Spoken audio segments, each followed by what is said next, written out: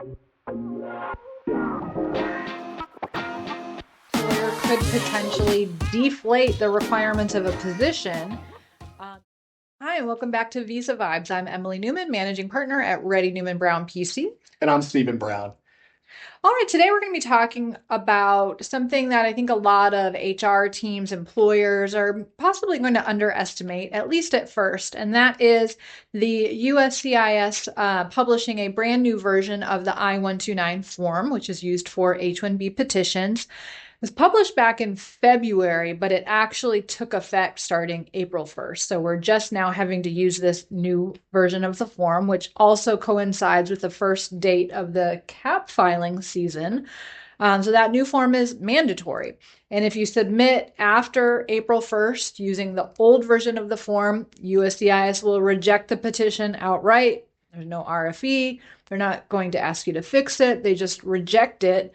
You have to redo the whole thing on the new version of the form and refile it, and you lose your original filing date. Yeah, which could be problematic depending on the timing. But, this on its surface, it looks very similar to the old version that we were working with. It looks like it's just download it, work on the new version, and nothing's really changed. But kind of a little bit of a trap here. This does have some big changes. Yeah, it's definitely not a routine update once you get into like page, what, 22, 23, 24. Well, it's really that data collection supplement for the H. I mean, what they're doing is major overhaul on how they're able to evaluate H-1Bs, whether at the outset or through site visits without, having to change the statute regulations or anything. Everything, nothing's changed. But now they're collecting information at the outset so they can have more scrutiny in terms of, does this support what's actually going on? Yeah, when you layer that on top of the other major change in this CAP season, which is the wage weighted lottery, it's really one of the most consequential H-1B lotteries that we've had in recent memory. Yeah, that agree. So Emily, what kind of being shy about it here? What changed on the new form? Yeah, in the data collection supplement, questions 7 through 11 specifically, those questions now require employers to explicitly state what is the minimum education required for the position, what is the required field of study, what are the minimum years of experience needed for the job, whether the position involves any supervisory duty, and whether any special skills are required. Yeah, and if you're listening to this and you've done H-1Bs before and you say that all sounds familiar, I hope so. Because that is the factors the Department of Labor uses for the prevailing wages for the green card side, but it's also the same guidance for the steps companies should be taking to determining the correct wage level for an H-1B LCA, whether it's level 1, 2, 3, or 4. You go through this matrix that has those. Yeah, so what USCIS has effectively done is embedded the DOL wage level analysis directly into the form itself. Now, that analysis has supposed to have been happening all along, but now it's in the form. You've got to spell it out. Yeah, in the past, adjudicators had to do some digging, whether it's an RFE or going really through the job duties, or maybe it's a site visit. But now, hey, it's on the form. They can look at what's on question 7 through 11, look at the wage level, compare it, and hey, does this match? Because again, it's really a formula with those questions. Yeah, and part of that formula deals with the SOC code. And so, also a new requirement this year in the CAP and the registration process was the employer had to specify the SOC code they were using. That means there has to be this chain of consistency that goes all the way back to the registration, then the LCA, and now the petition to ensure that we've selected the correct occupation category, because that's how we start the prevailing wage analysis all the way through selecting the correct prevailing wage. Yeah, I think that was the one little, I don't think super consequential, because not only do you have to list it, the wage level on the form now, with the lottery, but in the past we had this DOT code that has no like bearing on immigration at all, and now they actually want you to include the SOC code, which actually I kind of like better, because this DOT code thing is just wholly irrelevant outside of the I-129. Yeah. So let's talk about the other development in the lottery this year, which is that wage weighted lottery system, meaning that the registration's odds of selection were specifically tied to the offered wage and the corresponding wage level that that offered wage met. Yeah, so definitely new this year. We have this power ranking or extra lottery picks, and we've talked about this in earlier episodes where wage level 4 gets four chances in the lottery, wage level 1 gets one, and so on and so forth. So the wage level at the registration impacts if you're selected to begin with.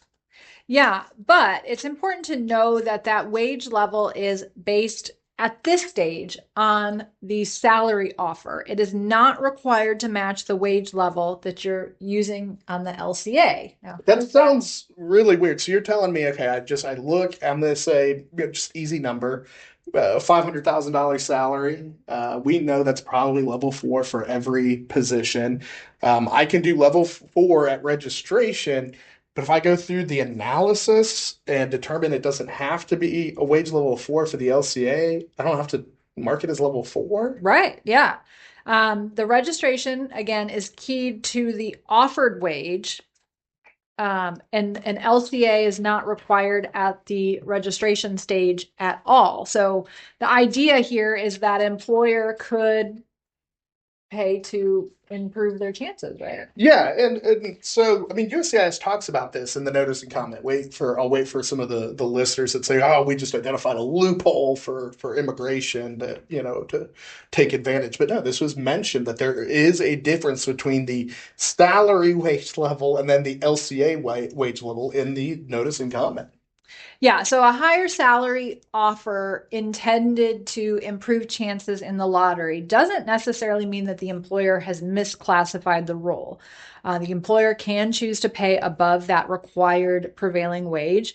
And so choosing that higher offered wage for the lottery does not mean the job itself has to be a higher wage level position on the LCA. Yeah, I think the distinction is important here. I mean, you when you do the registration, you've got a number. We're offering John Smith $500,000. You go pick compare it to the OFLC. Up 500,000 is level 4. You pick level 4. You don't have to go through that Department of Labor analysis at registration. You would do it at the LCA and petition filing. Yeah, so ultimately, this does incentivize employers to offer higher wages, which is something that the Trump administration is wanting. I mean, that's part of why they created the $100,000 fee. They want this to be expensive for employers so that they would think twice before hiring an H-1B worker instead of a U.S. worker. Yeah, and I think again, strategy first. Emily, I want to hit our next topic. The When we're doing this under the current wage level paradigm, and there's a notice of proposed rulemaking that might change this, um, there's a lot of confusion in terms of how do I go about, especially that experience required portion. When I have someone with 15 years of experience, do I automatically go to level 4? No. So what is interesting is that the wage level calculation has always been based on the minimum requirements of the position, not the employee. So it's possible that you could hire someone who's completely overqualified for the position, and because the position requirements are lower, the prevailing wage is actually lower, even though they're more qualified. Yeah, I think this is key, right? Because a lot of confusion happens with businesses. They go through, 15 years of experience. We're doing the Department of Labor analysis. 15, we've got to make it level 4. Pretty common, right? But that's not what this is. The wage level is going to be what the position requires. So if you put up a job posting and you said, hey, it's an entry level job, and Elon Musk comes to your office and says, I want to apply for that entry level job, you're not basing it off of how qualified Elon Musk is. You're putting the entry level job and doing the Department of Labor analysis on that. Yeah, and that does also open up a potential for concern, rightly so, that an employer could potentially deflate the requirements of a position in order to get a lower wage level. And I agree. It can. I can tell you this is something that gets tracked, whether, especially if you're doing third party placement or whatever, with these FDNS site visits, they're going to be asking people, they might request more evidence to confirm the wage level. What was your job posting actually looking like? And then, if you're doing third party, they're going to talk to the end client and all of that. And we see some issues sometimes pop up where maybe the end client prefers a number, but then they told the people down the line like, we'll accept this year many years of experience. So you have to be honest throughout the process because they are checking into this. Yeah, and then we do have a proposed regulation to modify the prevailing wage calculations, again, designed to increase the wage that has to be paid. But as part of that proposed regulation, they're actually looking at an alternate option, which is to base the prevailing wage on the employee's actual education and years of experience rather than what the position requires, in order to eliminate this potential for an employer to hire someone who is extremely well qualified, but then claim they're being hired for a low level position, and therefore the prevailing wage is one of the lower levels. Yeah, and that notice of proposed rulemaking is still out, open for comments, probably through June, I think it's mid-June, end of May. end of May. Okay. So get in. You can, whether you're for or against, have a different idea you want them to consider relevant to wage levels. I don't think they're going to say scrap the program or get rid of the backlog, but as it pertains to the proposed rulemaking, they will read your comments. All right, so let's actually walk through how the Department of Labor and now USCIS is going to be doing this wage level calculation. Yeah, so all of this is based off of a 2009 guidance. Well, that's super updated. Yeah, right. I always have to stop myself because I've got to go double check what the year is before I cite it because it's like, no way, it's that old. It's 2009 guidance from Department of Labor. It's like 30 something pages long that goes through how wage levels are determined. Also has a matrix at the end. Everything starts at wage level one because there is no wage level zero. We got to start at one. All right. That's our baseline. This is entry level workers performing routine tasks under close supervision with limited exercise of judgment. That's how it's defined in the guidance. And then you add points in this matrix that they have at the end based on how your job offer compares to the standard role under ONET by looking at the SOC codes. So, what factors do they look for in this matrix? Yeah, so we're going to start with experience, right? We're going to look at if the job requires more experience than what's typical of the occupation under ONET, they're going to look at SEVP. Then you got to look at what the SEVP requires. It's super fun, easy to figure out. You add points, depending on how many it is. Then the next is education. So if we take a software developer, if we look at the ONET, bachelor's degree is typical because it's job zone 4. If your position requires a master's degree, we're going to add a point. If it's a bachelor's, we're not going to add a point. Next is special skills. When we talk about this in the H-1B context, I think we really are focused on mandatory certifications. It's a little bit different on the perm side on what they view as special skills, but on the H-1B side, it's really going to be those specific certificates or unique technical skills, I think, that go beyond the norm, add points if they're special skills. And the next is, do they have supervisory duties if it's not an occupation that typically requires supervision? So if we're talking about a IT project manager, well, you're not going to add a point if they're supervising. That's managerial. But if we're talking about a software developer that is not typically managerial, you're going to add a point if they're managing. Then you add it all up. Yeah, so if you get through all of that and you start at 1 point regardless, and you haven't added any more points, that means you're ending up at level 1. If you add a point throughout that and you end up with 2 points, that's level 2, 3 points is level 3, 4 points is level 4. And anything somehow higher, like if you require a PhD and 15 years of experience and supervisory duties and 10 different certificates, and it's like level 20, Mm-hmm. it's still going to be level 4 because we only have 4 wage levels. So again, we're just comparing this to what is Department of Labor saying the norm for the role.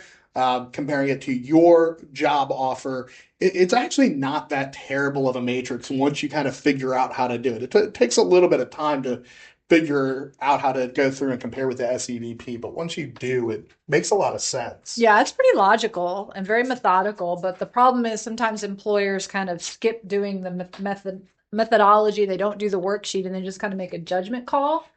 Yeah, or sometimes they'll work backwards and say, "Well, we're going to pay 120,000. That's what we have budgeted, and it's a level one role for this position that we require a master's and 5 years of experience." And again, I get that. Like from a business perspective, you're going to start with a number and then, hey, if we can get it.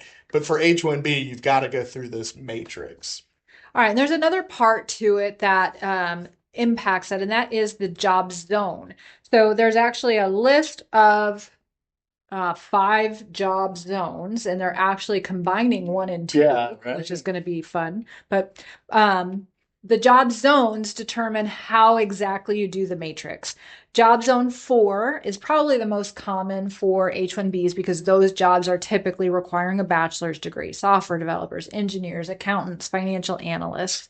And so the experience level is set based on the job zone. That job zone determines both the education required and the SVP years. Mm-hmm. And the SVP is then translated into years of experience. And so it all is based on the job zone. Yeah, and you can find all this on the ONET. I mean, you might have to do some clicking.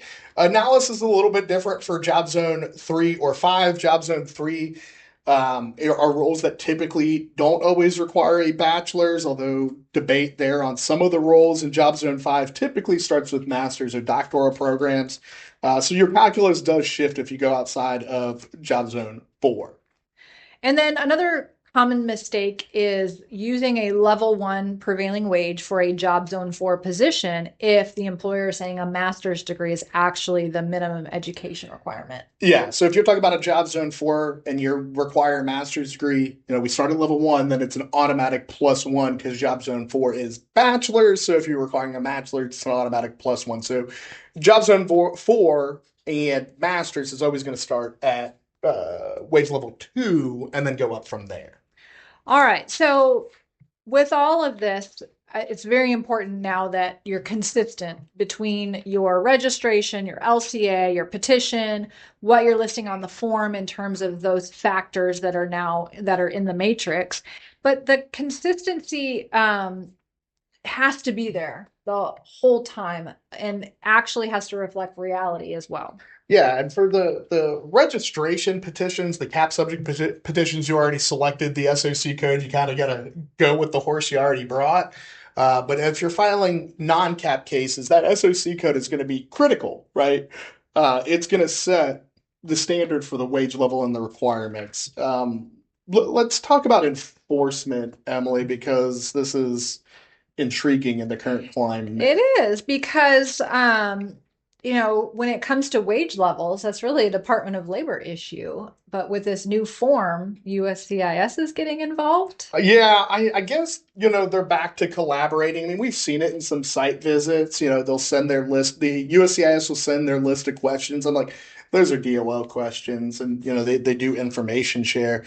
We see DOL is, launching new enforcement initiatives, Project Firewall. They reach out to social media influencers that think they understand everything. But they are doing more enforcement to ensure that these wage levels are selected correctly. But now USCIS is involved. But so getting your petition approved is not the end. I mean, you've still got to make sure you can survive any audits or inspections by the government, whether it's a notice of intent to revoke or Department of Labor. Yeah, and all of this is designed to ensure that U.S. workers' wages are not being undercut. I mean, that's definitely a lofty goal, and that's what we should be going for.